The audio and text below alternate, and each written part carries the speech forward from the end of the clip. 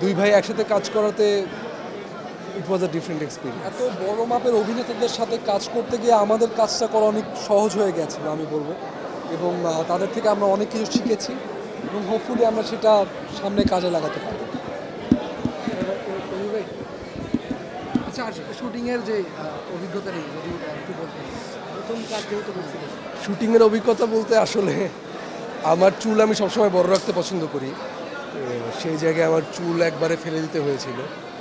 তারপর চোখে লেন্স পড়তে হয়েছিল, ওয়েট বাড়াতে হয়েছিল এবং আরও কিছু প্রিপারেশন ছিল।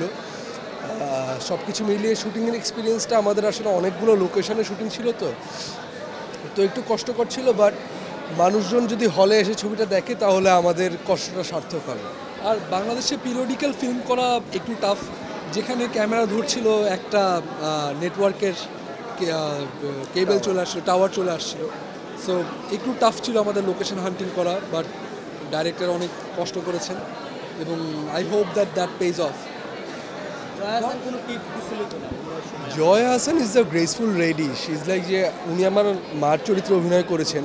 সো আমরা শুটিংয়ের একদিন আগে আমরা সেটে পৌঁছেছিলাম, তো তখন উনি আমাকে যেভাবে কমফোর্টেবল ফিল করানো দরকার তিনি কমফোর্টেবল ফিল করিয়েছেন এবং শি মেড শিওর যাতে আমার পারফরমেন্সটা কোনোভাবেই খারাপ না হয় অথবা যতটুকু ভালো হওয়া সম্ভব, she made it possible. So she is a very graceful lady and even better actor. So Joy হাসানের সাথে আমার প্রথম সিনেমায় আমি এরকম কাজ করতে পেরেছি। ইরেশ জাকের, রনক হাসান, ফারিয়া শামসিয়তি, দিব্য, সবার সাথে যে আমি কাজ করতে পেরেছি এটা একটা অনেক বড় একটা পাওয়া আসলে।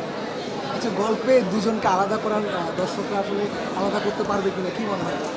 আমার মনে হয় আলাদা করতে পারবে, কারণ আমার চুল বড় ছিল, ওর চুল একদম ফেলে দেওয়া ছিল, ওয়েটের ডিফারেন্স ছিল, বডি টোনের রং আলাদা ছিল, আমার গায়ের রং কালো ছিল, ওর গায়ের রং ফর্সা ছিল।